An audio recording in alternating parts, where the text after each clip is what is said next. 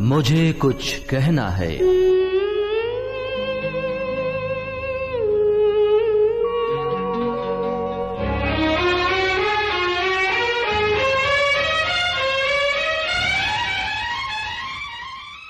श्रोताओं नमस्कार। प्रोग्राम मुझे कुछ कहना है में स्वागत आप सभी का। मित्रों, जीवन एक अनमोल उपहार है और इसे अच्छी प्रकार से संतुलित तरीके से जीना हम सभी का फर्ज। एक जीवन अपना जीवन जीने के साथ साथ ही कई अन्य जरूरतमंद लोगों के जीवन को भी आलोकित कर सकता है। आज इस प्रोग्राम में बात मुलाकात एक ऐसी महिला से जिन्होंने एक समय में किन्हीं परिस्थितियों के चलते अपना जीवन समाप्त करने की सोची, लेकिन अगले ही पल जब दोबारा सोचा समझा तो पाया कि नहीं, ऐसा नहीं करना। और जीवन की नियति देखें कि आगे चलकर उनकी एक भयंकर दुर्घटना हो गई। वो बाल बाल बची, वो दिव्यांग हो गयी। आज यही महिला बहुत सारे लोगों का सहारा बन विभिन्न क्षेत्रों में समाज सेवा कर रही हैं।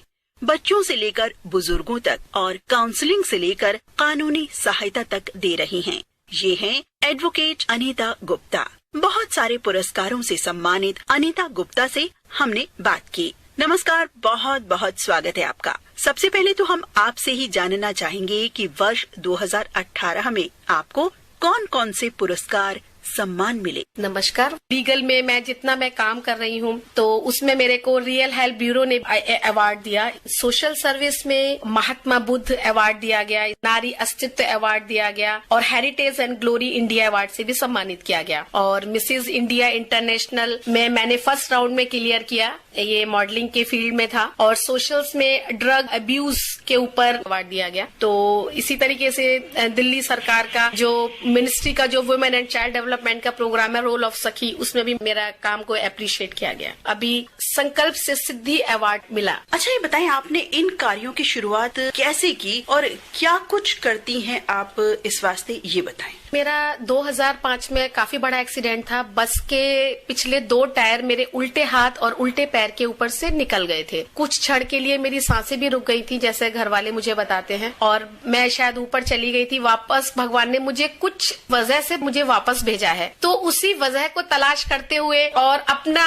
जीने की एक वजह और कितने लोगों के लिए मुझे काम करना है, ये तलाश करते हुए मैं आज यहाँ तक पहुँची और समाज सेवा कर रही। तो कब से शुरुआत की थी आपने? 2005 में एक्सीडेंट हुआ। करीब 2008-9 में मैंने ये माँ शक्ति इंटरनेशनल ऑर्गेनाइजेशन की मैं फाउंडर प्रेसिडेंट बनी।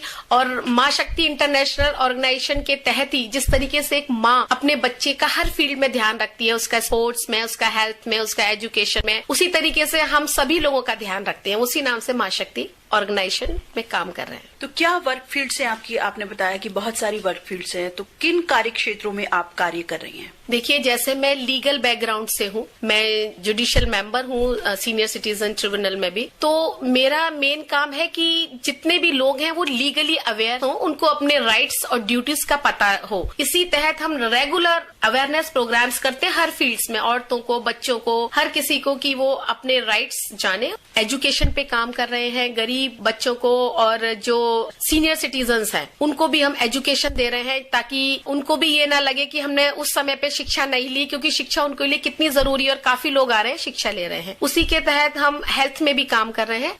Complete free mega health checkup camps लगाते हैं और उसमें हम निशुल्क दवाइयाँ, चश्मे और अप्लायंसेस देते हैं। एनवायरनमेंट पे भी हम लोगों ने बहुत काम किया। दिल्ली सरकार ने कार फ्री डे रखा, हर कार फ्री डे में पार्टिसिपेट किया और लोगों को कहा कि हम ही लोग हैं जो इसको, प्रदूषण को कम कर सकते हैं। तो उसी के लिए हम लोगों ने वृक्ष मित्र बनाए हैं। वृक्ष लगाओ जीवन बचाओ स्लोगन के तहत हम बहुत सारे पौधे लगा रहे हैं दिल्ली में और पर्यावरण को बचाने की कोशिश कर रहे हैं। उसी के साथ साथ स्वच्छता में हम लोग काम कर रहे हैं, क्लीनलीनेस पे काम कर रहे हैं। जगह जगह जहाँ कहीं भी गंदगी होती है अवेयर कर रहे हैं लोगों को। अगर हम स्वच्छ रहेंगे तो बीमारियां भी हमारे पास नहीं आएंगी। बिल्कुल।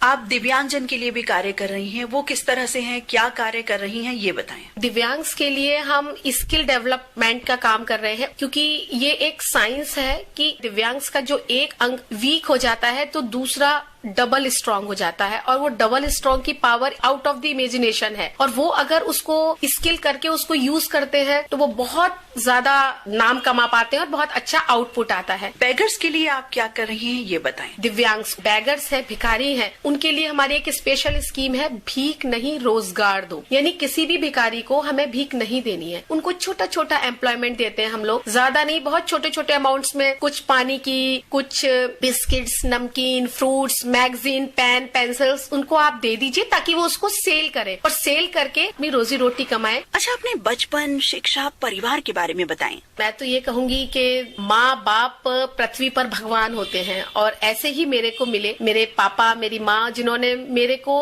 हर क्षेत्र में छूट दी मेरे को और हमने उनकी इस खुली छूट का कभी भी नाजायज फायदा नहीं उठाया और आज भी मैं उनको भगवान मानती हूँ। और उन्होंने मेरे को शिक्षा में मेरे ने BEd, MSc inorganic chemistry, GAMS, applied arts, इतनी सारी डिग्रियां ली। लेकिन जब शादी हुई एक एडवोकेट से तो फिर जहाँ मुझे लगा मेरी कोई पढ़ाई काम नहीं आ रही थी तो फिर मैंने शादी के बाद एलएलबी की और उसके बाद वकालत शुरू की। और अभी इस समय मैं सीनियर सिटीजन ट्रिब्यूनल में नॉन ऑफिशियल मेंबर की पोस्ट पर हूँ, एडीएम ऑफिस में बैठती हूँ। सपनों का भारत क्या है ये बताएं।